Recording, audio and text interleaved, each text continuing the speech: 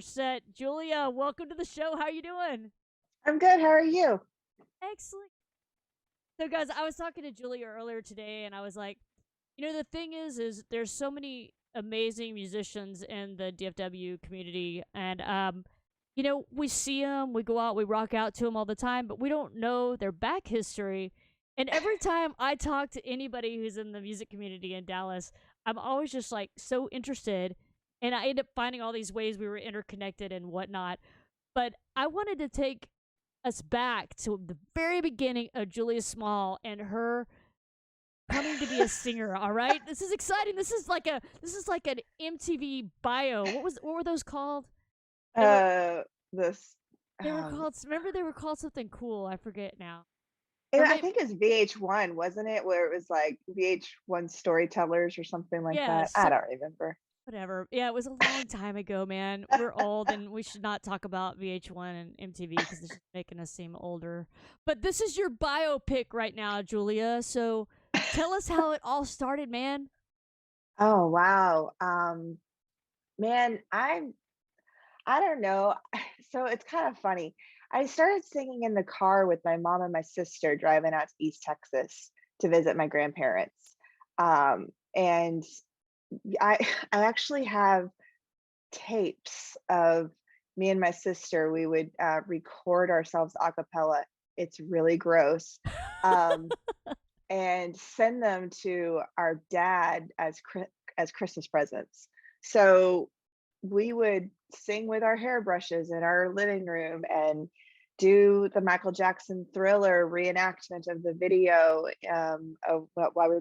while our babysitter was in the other room. And so we just came from a singing family, really. But my mom and my sister could always pick out the harmonies, and I just took the lead, um, because that's what I could hear and that's what I wanted to sing. So we did the Judds, and we did Trio, which was Dolly Parton, Linda Ronstadt, and Emmylou Harris.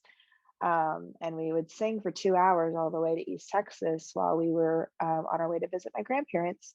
And then from there, it went to church. I sang in the church choir, probably starting around fourth grade.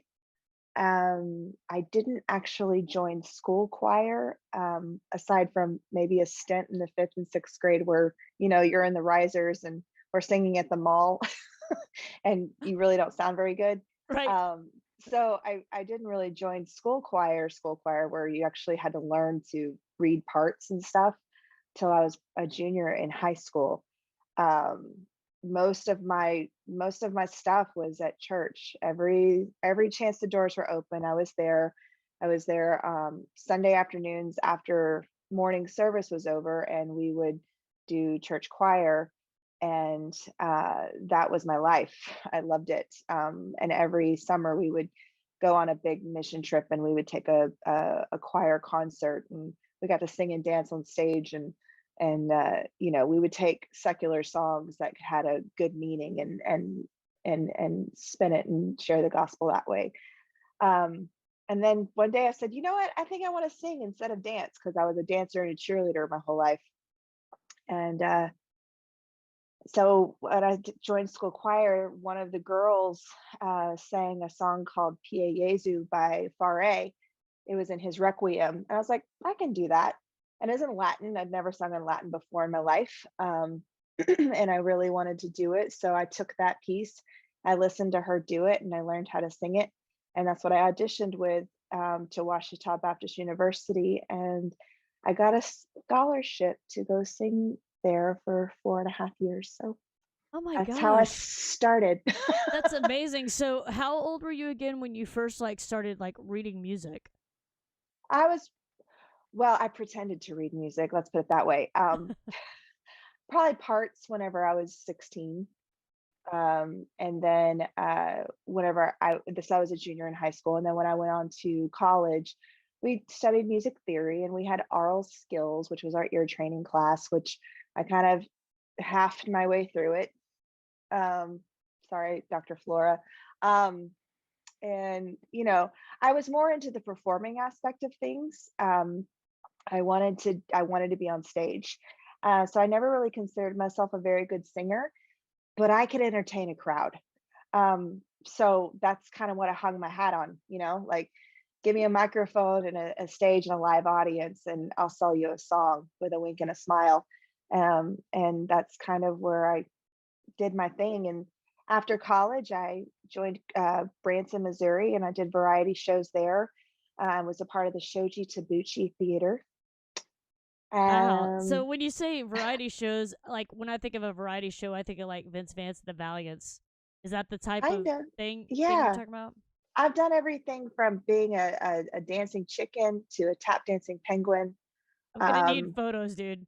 yeah, I had a parrot on my shoulder and a balloon boa, and did the Mardi Gras parade, and I've done bungee ropes, bouncing around in clown outfits, and I've also done Fly Me to the Moon, and sung in as a background singer, and done the doo-wop thing with the shoulder. Yeah. That's awesome. That is Yeah. full on Vince Vance and the Valiants right there. Yeah. Yeah. His shtick was, and I think he's still around, was he was a 6 foot tall Japanese violinist that came over from Japan and got his start. And he had a state of the art theater, which I believe caught fire a few years ago. So they took the show to the road, but I believe it's back in Branson now. But that really wasn't my cup of tea. After that, I ended up doing cruise ships. So Um, when you I've were been in Branson, that was in your 20s then? Yeah, so I did Branson in when I was 23, Uh-huh. 22, going on 23. And then I started cruise ships right before I turned 24. And I left cruise ships at age 28 or 7, You something like know, that. I think everybody, like, as musicians, we're always like, "Oh, I wanna travel and do all this stuff," but to be able to do that at such a young age, was it scary at all for you when you're like, "Oh, I'm gonna Oh, go over here?" no. 'Cause you No. were I just wanted to go and live. A lot of my friends got married straight out of college and had kids, and I thought I was going to go down that path, but God had something different in store for me. And doors kept opening. And even though, again, I never really considered myself a very good singer, I just kept getting jobs. And I had a good time doing it. And, there's critics left and right, but who cares, right? You're having fun. Yeah, no kidding. That's so cool. I just can't imagine. I guess I feel like I was kind of a big chicken or something. I went, to North Texas and was there for, college, but like that's, 30 minutes from my parents' house. I never really branched out very much. Like I traveled a lot once I started playing, but to leave town and go and do that, that's so cool. And you're right, by the way, like you're not just a great singer, you're a great entertainer, and that's super important when you're a musician and you're marketing yourself to have that whole package like that. So important. Yeah, I just wish I wasn't such an introvert, because then I get off stage and I'm all shy. It's crazy. Like I watched some of your performances at Just Like Pink and I'm just like, dang, just blown away. You're just like so on fire. All right, so you're in Branson and then you're like, okay, I'm done with this. I'm gonna do cruise ships. How did you get into doing cruise ships? Like did you see an opportunity to pop up out of nowhere or did you just like set your sights on it? Yeah, so Carnival Cruise Lines came to Branson to hold auditions, and there was a group of us that we all went, "Why not?" So I went and auditioned, and they Ray Eiler was the the casting director, I guess. He was the singer coordinator. I think he's since retired. But he's like, "Well, our singers sing quite a bit higher than this." I did cabaret, life is a cabaret, old chum, Uh-huh. and then I did a jazz number, and he's like, "Well, let's see how high you can sing." And I went, "All right." So he warmed me up on the piano, and I belted out as high as I could go, and he was like, "Dang." And then we did a dance number, which didn't make a whole lot of sense to me, but I did what I could because it was kind of like a step ball change sexy thing. And uh, Hey man, better you than me. But he called me a few weeks later, said, "Hey, can you start on this ship like in 3 weeks?" And I said, "Well, actually, I can't because I was the maid of honor in my best friend's wedding, and her wedding was in March." So he said, "Okay, well, let me look for other ships for you." And he said, "You know what? I have a ship, and I really need you on." And he's like, "But for the wedding, when do you need to go back? Because I could fly you home, and then the singer that's there now could come back for a week and fill in for you while you're gone." I was like, "Oh my gosh, that'd be amazing." So my first ship was at the time one of the newer ships, and I got to do a rock and roll show called Broom. Uh, Nice. and then I got to do like a typical Las Vegas showgirl type that had songs like Georgia in it, and uh, Hit Me With Your Best Shot from Smokey Joe's Cafe. So it was a real wide variety and it was a vocal stretch for me. But I really liked doing Broom because the whole opening number was the heart of rock and roll. The heart of rock and roll still beating. Nice. Yeah, and we were all in like leather and we were like, yeah. So that was a really fun first experience for me because I was scared to be thrown into some Broadway show, and have to sing all of this stuff that wasn't really my style. Um, so then I went to my next ship, which had a country show in it. No, was it country? It had country numbers in it, and I did really well with that, obviously being from Texas. Uh-huh. And Did then they my third, did they go just ahead. like send you a set list and you're like, okay, like is it like 100 songs or I mean, because they Yeah. don't play the same thing every night, do they? Well, so I was in the main production shows. So there's several aspects of entertaining on cruise ships. So Darlene, who is one of our backing vocalists, so both of our backing vocalists and Just Like Pink are full-on lead singers, right? They've got big voices, but they're having fun with us and they're doing background stuff with me just for giggles, and we get along great. And so Darlene was actually on ships too. She was the back lounge singer with a band where they did the whole cover band stuff like what we all do now in Dallas. And so they did their set list every night. So in the production shows, it was different because it was actually like almost like a Broadway Vegas type show where you would perform for a crowd of 2,000 people for an hour, take a 30-minute break, and then rinse and repeat and do it again, depending on what dinner setting the cruise ship I the guests gotcha. had. Yeah. So it was always a theme, and you had, back then it was just two singers. It was me and a guy. Now they structure it a little bit differently, and other cruise ship lines structured it differently back then as well. But now they have like 4 or 5 singers that do several songs, whereas we had to cover the entire night. And we typically did a good 10 solos a piece in the show, but we were also responsible for having our own midnight cabaret. So let's say we needed extra entertainment. Maybe we couldn't do the production show because the seas were too high and we couldn't bring in the sets and things like that. Um, we had to be able to still, provide entertainment, and so we would have to have our own music scored and do a variety show solo. So that was always interesting when we had to do that. But the actual shows that we had, they would send us the music on CDs back then.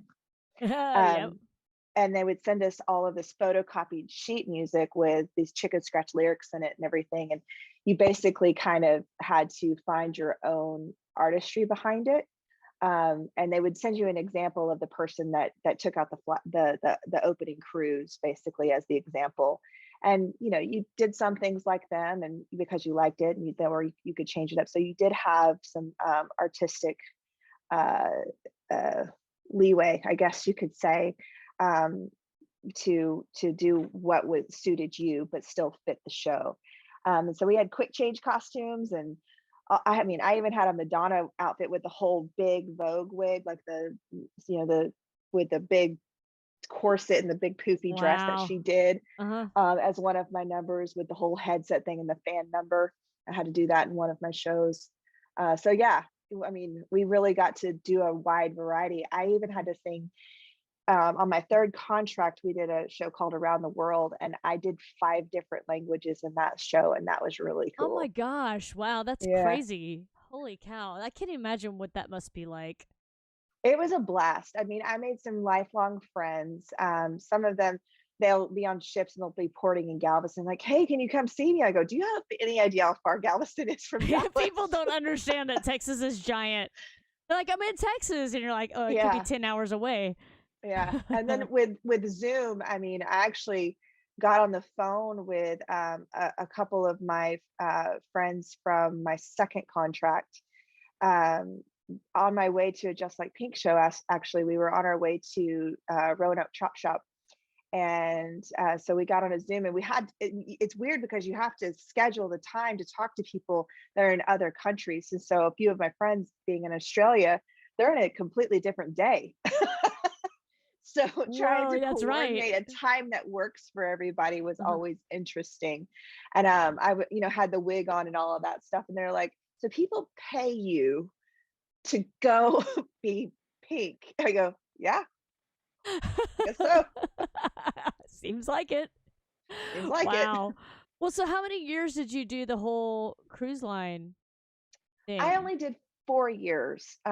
I would have gone longer because I really enjoyed it. But my sister started having babies and I wanted to be home and see them grow up. That's a very good reason. So whenever you guys would stop places when you're out cruising, I guess were y'all always leaving from Texas, or did you just kind of start and then you would be anywhere? So we would fly to a port that was the home port of the ship that you were on, and you would take everything that you could in the 2 bags that you were allowed.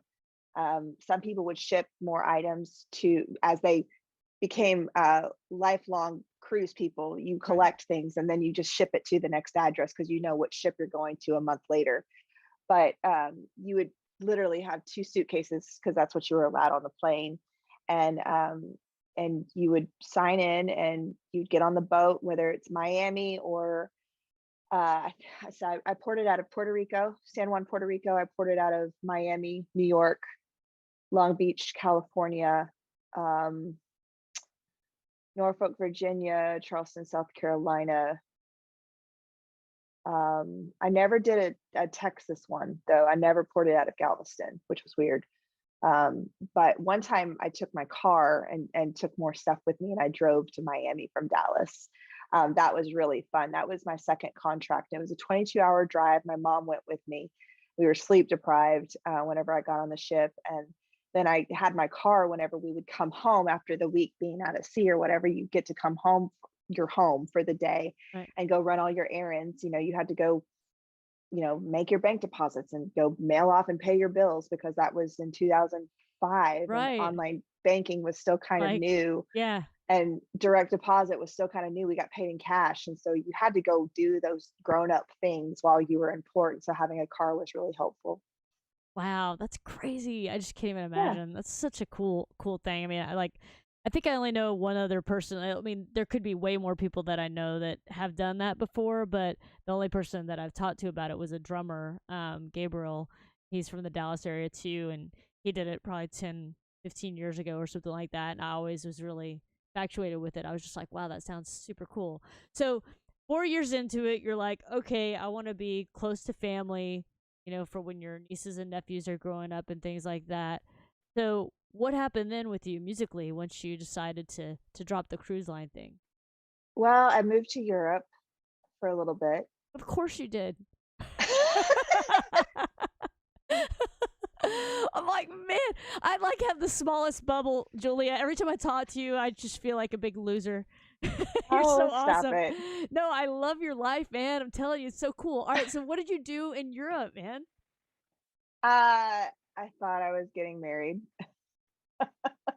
Oops. But honestly, I was there and I was there by myself more than I was with him. So most of my memories don't involve him, which is nice.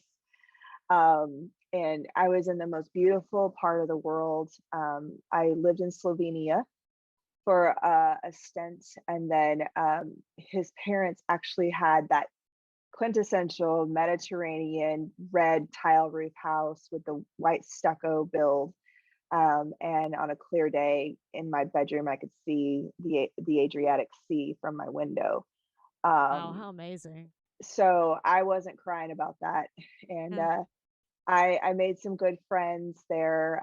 Moitza was the girlfriend of his brother, and so she and I are still friends. And we would go. You go to the market, and you go get fresh fish, and you go get a coffee, and you ride your bike, and you have a tiny car, and you can't speak to anybody because the language is so weird. But I could take a ferry over to Venice and be there in an hour and a half if I wanted to.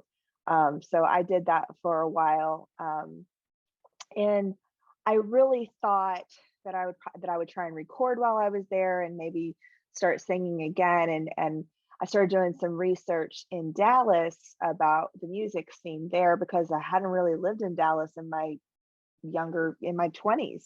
I was 27 at this point, and I went from being a 18-year-old high school graduate to go into college to Branson to Ships to Europe, and I hadn't really lived in Dallas to know what the scene was all about. So I Googled jobs in Dallas, and I found a small band called Emerald City. And they were holding auditions because one of their singers was going on um, maternity leave and basically leaving the band. And so, not really realizing what the cover scene was about, I'm thinking that this is like a touring, group and all of this stuff. And I guess it really is, so to speak, but it's a little different than the way I pictured it, I guess.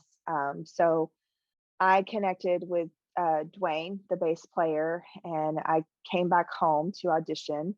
And I never really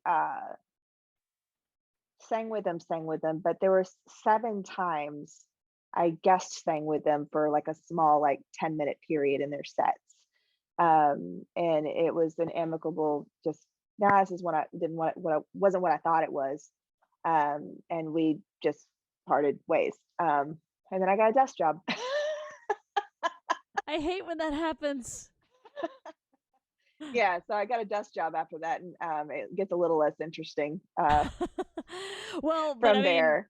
some people that are watching may not be in the Dallas area, but Emerald City Band is a huge, huge band in the Dallas area. I mean, everybody's heard Yeah. of them. Everybody's seen them.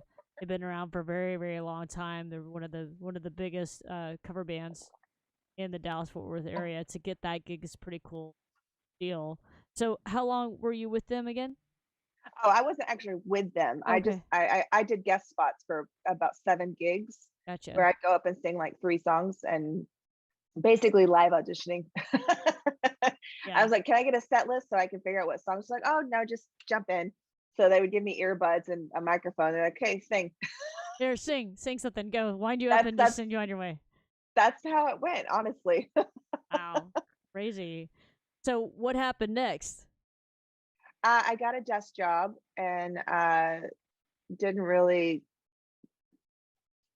try for anything. But after the Emerald City connection, uh, I got a Good Question band was just starting, and I got called to audition for them. And then from there, Craig Spence called me, got my name, and auditioned me, and we ended up starting his band back in 2009. Uh, and then I was kind of we parted ways after about a year, I guess.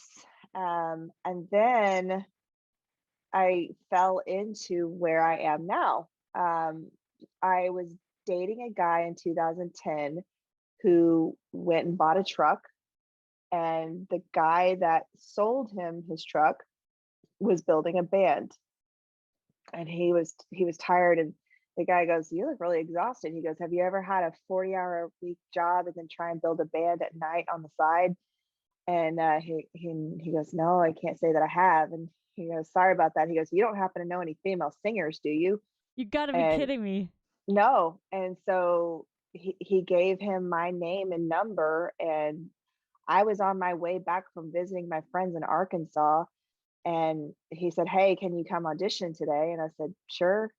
I'm on my way back. I'll be home in about 3 hours." So I went and did, I don't know, 3 or 4 songs, and there was another girl there, and he ended up selecting me, but it was just me and a guitar player and a drummer. The band wasn't completed, and, I said, "You don't have a bass player?"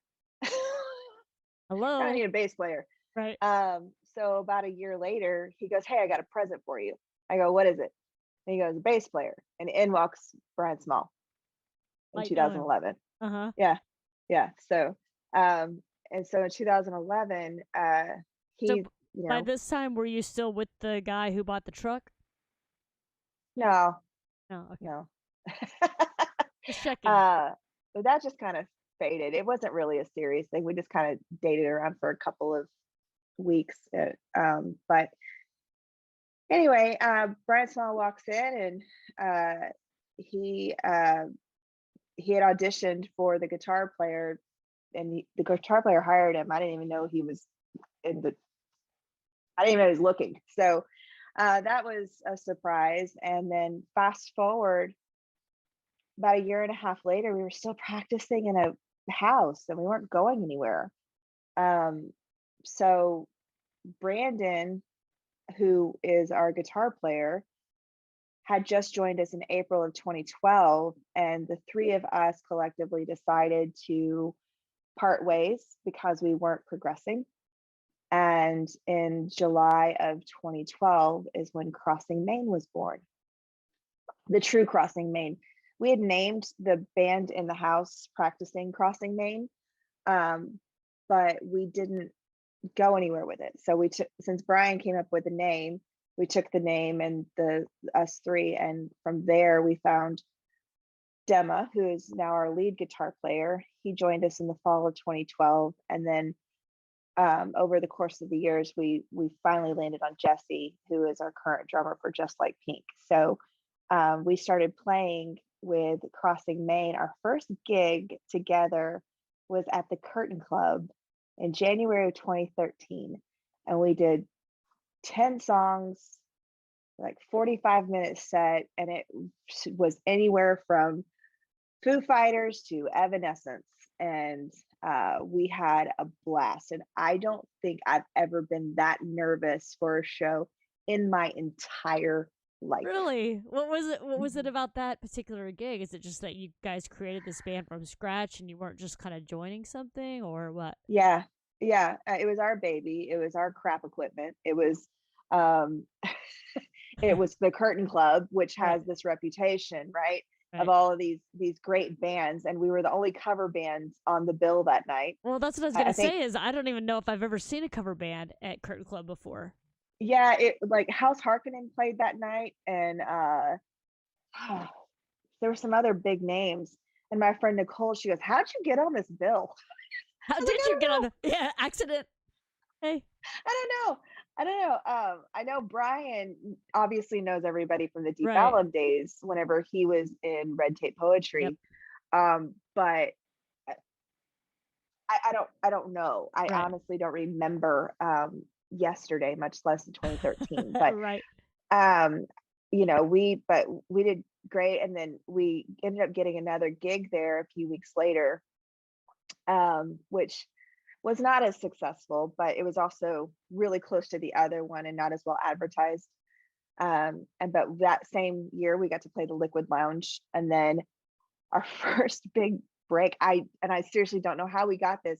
We got to play at Ninja Palooza as Crossing Main in June of 2013. I think it was the second Ninja Palooza, and uh, the GM at the time had caught wind of me and connected with Brandon, and so we booked the gig and uh, did a small set there too, and it just started taking off from there. But back then, it was really more top 40 dance bands, and so your rockaholics type bands, you know how they have their rock and roll shtick, and they do songs that most bands don't do. Right. Right. We were kind of doing that too, and so there wasn't really that we were finding or had the connections with. We didn't have a Like a niche. a niche, Yeah. yeah, and so we knew the guys in, Blaze of Glory, and we knew the guys in Escape, which were tribute bands, and so we would Yep. open for them, and we were like, "Y'all only have to do, like, an hour and a half set, and you get this big old crowd, these great venues and these festivals. Why not start something like that?" Yeah. And so Brian started throwing around some of the artists that we covered, some of the females, because we did Paramore, we did Pink, obviously. We did Evanescence, we did Joan Jett, we did Pat Benatar. So we had all of these names, but anytime we did the Pink songs, they were really well received. Um, and I said, well, this was 2014. And so I was like, I don't know, maybe she just came out with "Just Give Me a Reason" and all that stuff and the Truth About Love tour. So maybe we could do that. So we spun the idea to all of the band members, and they said, "Sign me up." So, Very but cool. yeah, February of 15 is when we finally debuted the Just Like Pink. But back then we were Dirty Little Freaks. Yep, yep. I don't know if I realized that whenever you guys did that event, the Bash breast cancer event, it was in November of 2015. So it was the same Mhm. year that you guys were kind of founded. It was just later in the year. Yeah, and we were very raw back then. We didn't have keys. We didn't. Right. Well, we no, we'd just gotten Jim. Jim had just joined us. Um, but I mean, no backup singers, very small, lots to learn. We were you know, just having fun. I mean, Right, we're having right. fun now, but it's a lot different now. It's a little bit different expectation, I guess, with the way the tribute scene has evolved since then. Yeah, totally. And it's funny because the different tribute bands take have different takes on how to do it. Like, Yeah, like the Journey tribute bands, nobody tries there's not like a defined look though with Journey necessarily. right, So nobody tries to like look like anybody. You don't see anybody with, right. silly putty on their nose trying to pose the I love you, Steve Barry. Trying to sport that look or anything. It's only bands where there's like a very defined kind of look. Like Def Legend, there's more of a defined look for Def Leppard, and some groups like that. But it's interesting to see like how people decide to take it. If they want it to just be the music and then just put on a great show, or if they want to actually kind of encompass the experience. And you guys really started to do that over time. Out of the gates, I don't know if you had the costumes as not nearly as much as you do now, but like you have a lot of very similar costumes to what Pink wears, and you guys And when you do and don't. yeah, but I mean, I recognize a lot of stuff. I'm like, well, that looks just like this thing, or especially the the Yeah, the black and yellow plaid outfit. jacket. Yeah. Yeah, I'm just like, that's that thing. And then you guys also just as sitting in with you guys, I didn't realize how much you went into. Hey, we're gonna do this like she does it live, which I think is Yep. so cool to be like to get into the nitty gritty of that and to really try to refine and really bring the experience of Pink, but as a tribute band. I think that's so cool. Her live stuff is so much better. I mean, honestly, it really is. I mean, I love her studio tracks, don't get me wrong, but just to add that extra element of just rawness to it. There's obviously heavier guitars whenever she's live because she has Justin Derrico, the genius that he is. Paul Merkovich, who's the music arranger for The Voice, is her brains behind all of her musical arrangements. And then she's got Jason Chapman, who's her keyboard player. Then, of course, we know Mark Schulman, who is an amazing drummer that adds all of his flair to the live versions and gives a little bit more umph. And even whenever you listen to the live version, you're like, oh, that's way better. That gives me more to play Yeah, with, yeah, you it's know? just so much more Yeah. energetic and that Yeah. live feel. And a lot of the studio recordings are more program beats sometimes, and Yep. it's not really even a bass drum, or if it was a bass drum, they've tweaked it so much that it doesn't sound like a bass drum anymore. And to Yep. be able to have like that real, like you said, kind of like a raw more of a rock and roll feel at a live Yeah. show is so cool. You're not wrong. Yeah, and when you're trying, and this sounds really bad because when we came on the scene, there really weren't any female tribute bands out there that I knew about. I could be totally wrong on that, but it was very flooded with rock and roll guys, right? And so to try and carve your way through all of that and making your own path, it's like, well, Pink's a pop artist. Well, yeah, ish. She's kind of in her own genre, in my opinion. She doesn't really fit here, here, or here. So, and I think that's what I like about her. She's just kind of no nonsense, and I'm gonna carve my own way. And I wasn't Britney Spears in the early 2000s, but I'm selling out arenas and stadiums and doing world tours. And she's the highest grossing female tour of all time, I think. Mm, In her gosh. her Beautiful Trauma tour went on for almost 3 years. Well, and I would put her shows, Pink's shows, up there with like, well, honestly, just because I like the music so much better, I like the Pink shows better. But like share the production value of like a Cher show, because I went and saw Mark play with her too, and just that big production value that they have, both Pink and Cher, it makes you feel almost like you're at a musical or something. When you go to a Yeah, musical and the production is so amazing. And yeah. honestly, before Pink and Cher, I can't really think of anybody that I saw that took the production to that level. Just so cool. It's it's pretty intense. I wish I had the money to do it. I have the Yeah. the brains and the Yeah. creativity, but it's a lot of money to do all of that. So Yeah. we do what we can. We have video whenever the stage allows it. That's really cool. And we have the aerial when it's allowed, and, Well, and yeah, that's really cool. you got So to talk about that, Julia. Like, what the hell? Like, when did you wake up one morning and you were like, I want to do that? I mean, was that a long time coming, or did you just literally did yeah, it hit you? it was literally a long time coming. The first time I saw her do it was the trapeze act that she did for Sober on the MTV Video Awards. Is that the one where Um, she? Is that the one where they dipped her in the water, or was that a different one? no, that's Glitter in the Air.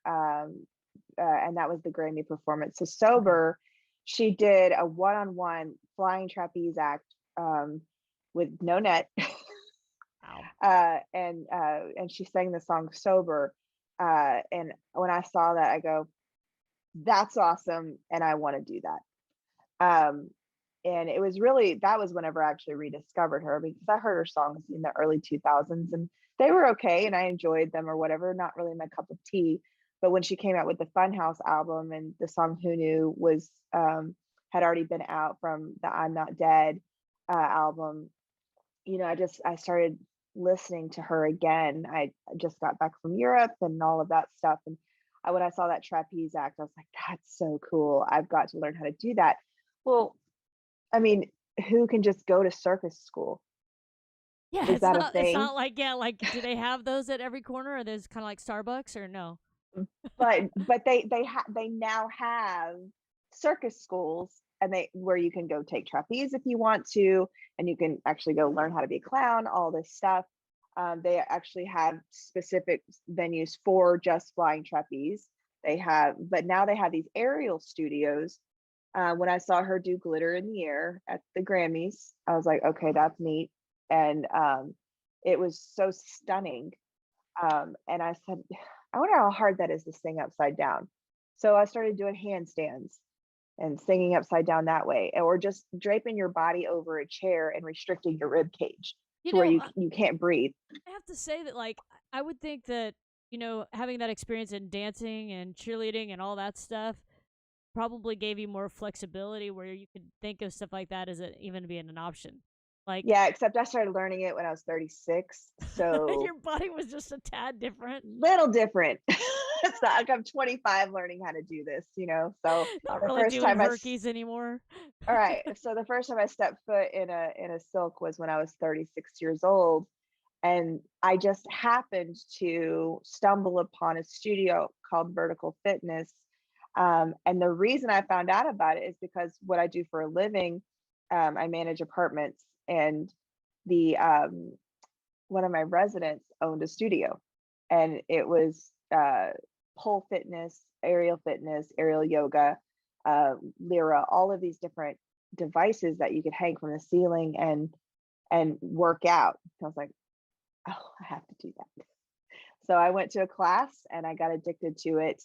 And then I moved away from that location because it was no longer next to my work. I ended up getting promoted.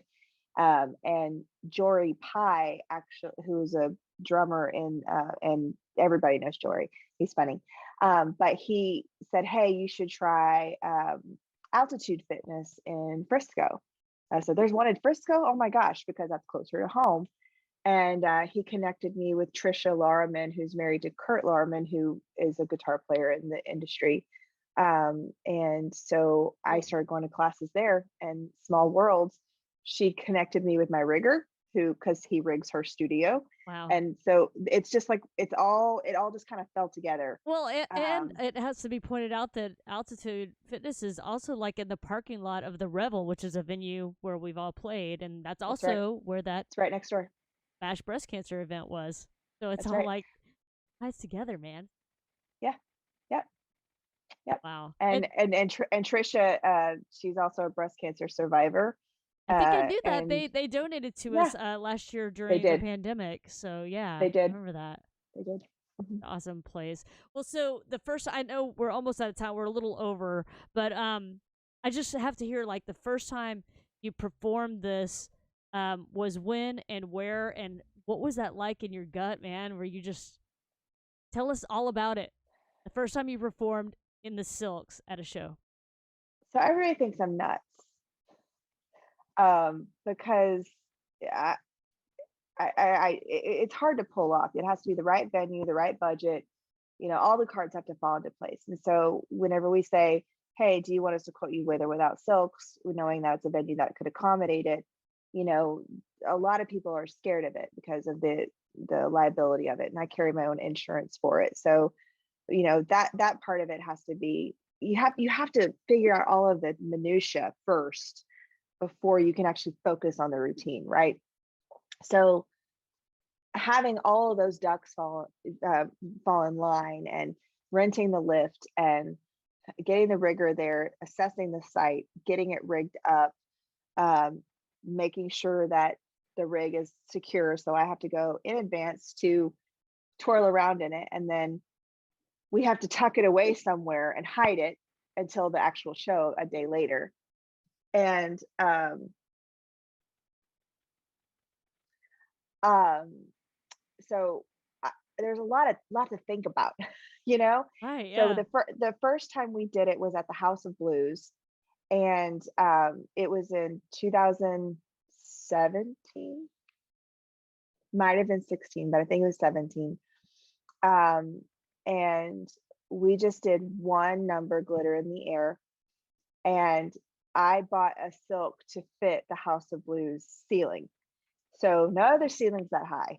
So I've had to tie it up and tweak it for various ceiling heights. But we it was a very, very long silk. And it was a 40-foot ceiling, I believe, from where I dropped the point.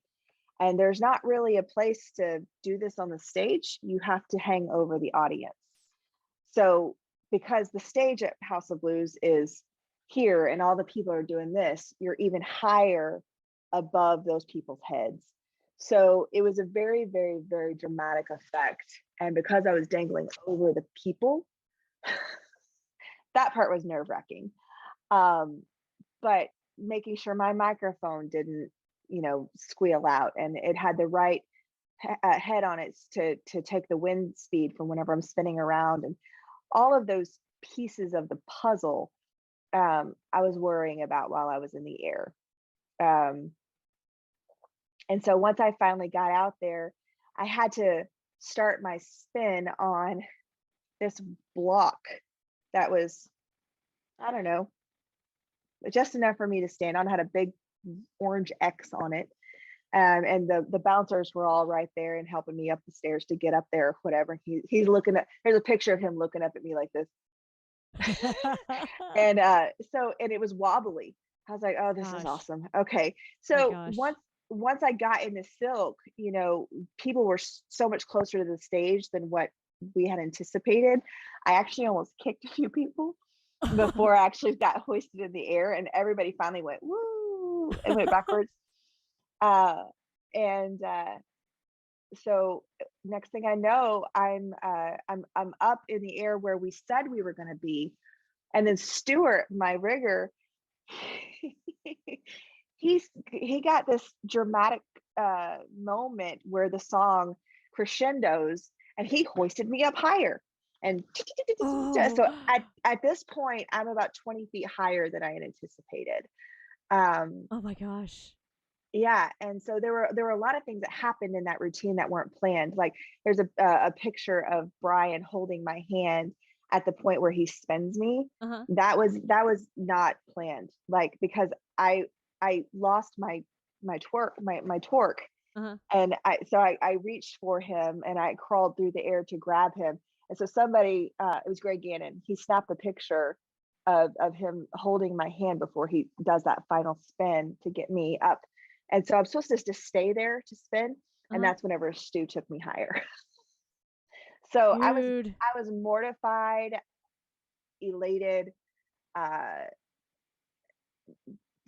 I was it was a weird mixture of emotions, and after it was over, I borderline cried because it was like Oh. we did it. Yeah, I And then bet and then it was so. like, oh, that was so beautiful. And oh, it's over. Yeah, It was yeah. all things that all the things that just kind of came up, and all you can do is just well up and be grateful that you had the opportunity to do something that cool. And it was super cool. I think in that promo that I played right before you came on, I think it had a little snippet of that in there. But man, anytime. That was from that show. We Uh-huh. filmed that, so that was from the first time I did it. And it's Amazing. like, oh gosh, make sure your wig doesn't fall off. That was Right? another one. That'd been the worst. And you're like stapling it to your head. Like, this is not going anywhere. Yeah. Well, I would just say that anybody out there watching right now, if you ever get a chance to see Just Like Pink, especially when the aerial is involved, you got to take that opportunity. Like, don't miss it because it doesn't happen very often. I'm hoping when we go back to Porpoise sometime, maybe we'll be able to do it down there. Who knows? Yeah. That'd There's be a kind of couple cool. of stages that we'd like to try it out at, and see if we can get it back in rotation. Obviously, you don't want to oversaturate it and people get bored with it, right? But we do three numbers now, not just the one. So I do try glitter and just some fun spinning and raise your glass. So Is it all in the silks or is it something different? I think I saw. Was it at Bomb Factory? You guys did something different there, didn't you? yeah, so at the Bomb Factory, she does a routine to try in her Truth About Love tour, where she uses ropes, and there's three of them, and they're on an expander, and so my setup's a little different. Hers is a lot easier but it was also more expensive, so I went the cheaper route. Yeah, Um, I can but only imagine how expensive her stuff was. basically it's using straps. So similar to, you went to the Beautiful Trauma tour, and you know the routine that she did with the guy in the air, and it's just with two black straps. Yep, I use remember. those same devices, and so I basically use them to do the splits in the air, and I do drops, and I hang by my neck. And there's one part of the routine that I want to incorporate eventually, is where I drop by my ankles, and then I raise myself back up to get back into the apparatus, but my abs aren't strong enough for that yet. That's hard, man. I can't even imagine doing any of that. Like anything Yeah. that I've seen you do with all that, I just can't even imagine. So when you work up these routines, like when you do glitter, um, is it the same routine as what Pink does, or is it slightly different, or do you just It's try to get the different. spirit of it?